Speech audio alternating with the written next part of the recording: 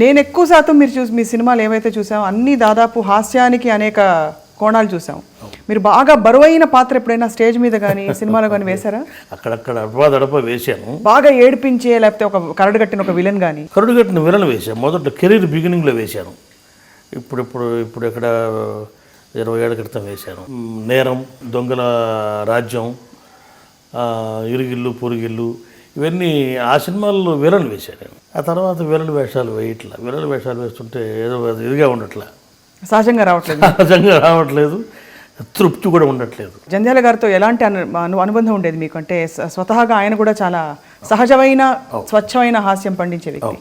జంధ్యాల గారు నాకు సినిమా రంగం ద్వారా పరిచయం కాలే. సినిమా రంగానికి ముందే మీ స్నేహితులం. ఇన్ఫాక్ట్ మీ తొలి సినిమా వార్తనే కదా? ఆయన వల్లనే నేను సినిమా రంగానికి వచ్చాను. ఆయన బలవంతం మీదనే వచ్చాను. మీ నటనలో విశిష్టమైన క్వాలిటీ ఏం గమనించేవారు? ఆయనే చెప్పాడు. అసలు మీ నటనలో నేను మొదటి నుంచి నటించడానికి తక్కువ ప్రాధాన్యత ఇచ్చేవాడిని, రాయడానికి ఎక్కువ ప్రాధాన్యత ఇచ్చేవాడిని. స్క్రిప్ట్ రాయడానికి నేను మొదట్లో బాగా విస్తృతంగా రాశాను స్క్రిప్ట్లు. మనకు తెలుగులో మొట్టమొదటి సీరియల్ నేను రాశాను, రెండో సీరియల్ నేను రాశాను, మూడోది నేను రాశాను. అట్లా మొదటి 7 సీరియల్స్ నేను రాశాను దూరదర్శన్కి. అప్పుడు మనకు ఉన్నది ఒక దూరదర్శన్. అనగనగా ఒక శోభ నేను రాసింది, మీరు రాసింది.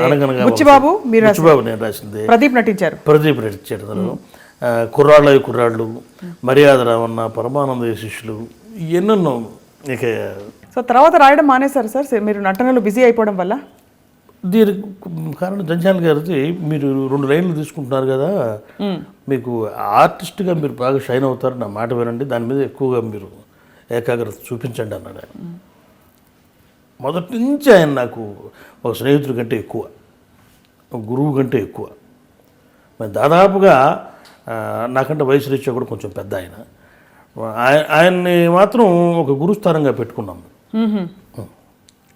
అందుకని ఆయన సలహా నేను పాటించిన తర్వాత రాయటం బాగా తగ్గించుకుని, శ్రమ ఎక్కువైపోతుంది. ఇందులో సుఖం కూడా ఉంది. ఏ మాటగా మాట చెప్పుకోవాలంటే ఆర్టిస్ట్ అంటే సుఖం ఉంది. అవును, హాయిగా డైలాగులు చెప్పి తర్వాత రెస్ట్ తీసుకోవచ్చు. తర్వాత దీనిలో ఉన్న కీర్తి ప్రతిష్టలు, కొంత ఫేమ్ అన్నది కూడా సంతోషం కలిగించే విషయమే. కీర్తి రచయితగా కూడా వస్తుంది. 700 సినిమాల్లో అన్ని ఇష్టపడే చేశారా మీరు పాత్రల్ని? నాకు ఇష్టం లేకుండా కూడా చేస్తున్నాను అనుకుని చేశారు? నాకు అయిష్టంగా చేసినవి అయితే 10-15 ఉంటాయి. 1-2 సినిమాలు ఏమైనా చెప్తారా పేర్లు? వాటి నేను మర్చి కూడా పోయా అటువంటివి. 1-2 సినిమాలు అంటే ఇప్పుడు నేను లెక్చరర్గా కనీసం 40 సినిమాలు 50 సినిమాలు చేసి ఉంటాను. ఈ లెక్చర్లు చేసే మొదట్లో కొన్ని లెక్చరర్స్ బాగున్నాయి.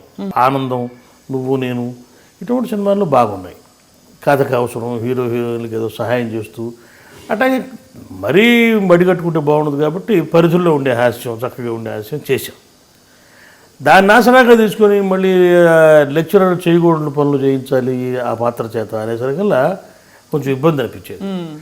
కానీ అందుకని నేను మానేయలేకపోయాను. మొదట్లో 1-2 సార్లు చేయాల్సి వచ్చింది, మాట పడాల్సి వచ్చింది కూడా.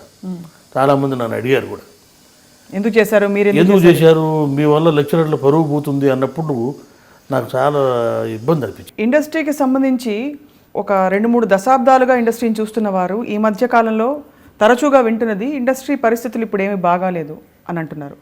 మీరు కూడా అదే అభిప్రాయంతో ఉన్నారా? బాగలేదంటే ఆర్థికంగా కొంచెం ఇండస్ట్రీ అంత పటిష్టంగా లేదు. సినిమా విజయాల సంఖ్య బాగా తగ్గిపోయింది. సక్సెస్ రేట్ తగ్గిపోయినప్పుడు ఏమవుతుందంటే ఆర్థిక పరిపుష్టి ఉండాలి. ఆర్థిక పరిపుష్టి తగ్గుతున్నది. సో జనం సినిమా చూడడం లేదంటారా ఇప్పుడు తెలుగు సినిమాల్ని? సినిమాకి మించినటువంటి వినోదం వాళ్ళకి దొరుకుతున్నది బయట. టీవీ ద్వారా కావాల్సినంత వినోదం. పైరసీ రావటం వల్ల 25 రూపాయల్లో ఇంటిల్లి 10 సినిమా చూస్తున్నారు. ఇప్పుడు గతకాలము మేలు వచ్చు కాలము కంటే అని అనేవాళ్ళు. అంత మాత్రం చేత గతవంత ఘనకీర్తి అంటే కూడా నేను ఒప్పుకోను. గతంలో కూడా ఈ చెడ్డ ఉంది. అయితే అక్కడ మంచి పాళ్ళు కూడా ఎక్కువగా ఉన్నాయి. ఇప్పుడు ఆ రోజున కరుణించు తులసి మాత, కాపాడవే తులసి మాత అని పాట పెట్టారు. ఇవాళ ఎవరన్నా చూస్తారా ఆ పాట పెట్టారంటే? చూడరు. అమ్మ అమ్మ అని పిలిచావు, ఆ కమ్మనైన పిలుపుతో కట్టేశావు అని ఒక పాట రాశారు. గొప్ప హిట్ సాంగ్. ఇవాళ అసలు అటువంటి పాటలు పెడుతున్నారా? ఎక్కడన్నా పెడుతున్నారా? విజిలేస్తే ఆంధ్ర సోడా బుడ్డి పగులుతుందంటారు. ఎందుకు వేస్తాడు? విజిల్ తెలియదు, ఎందుకు పగులుతుందో బుడ్డి తెలియదు. సరే, వ్యాపారం ఉన్న తర్వాత ఇప్పుడేమవుతుందంటే పెట్టుబడి, దానికి సరిపడా లాభాలు. సినిమా వ్యాపారం అనేది కేవలం వ్యాపారం ఏంటానికి ప్రజా బాధ్యతతో, ప్రజా సంక్షేమ బాధ్యతతో కూడినటువంటి వ్యాపారం. మరి అది ఆ ప్రజా సంక్షేమ బాధ్యతని గుర్తించి గ్రహించట్లేదు. అది అది అది కొంతమంది అతిక్రమిస్తున్నారు, అందరూ కాదు. బట్టలు బాగా తీసేవాళ్ళు కూడా చాలామంది ఉన్నారు. మన వాళ్ళలో కూడా ఇప్పుడు కొంతమంది మంచి మంచి అభిరుచి ఉన్న సినిమాలు తీశారు, చాలామంది ఉన్నారు. అటువంటి వాళ్ళు కూడా బాగా తీస్తున్నారు కూడా, కానీ వాళ్ళకి ఆర్థికమైన ప్రోత్సాహం లేదు. ఎంతవరకు తీసి చేతులు కాల్చుకోగలరు?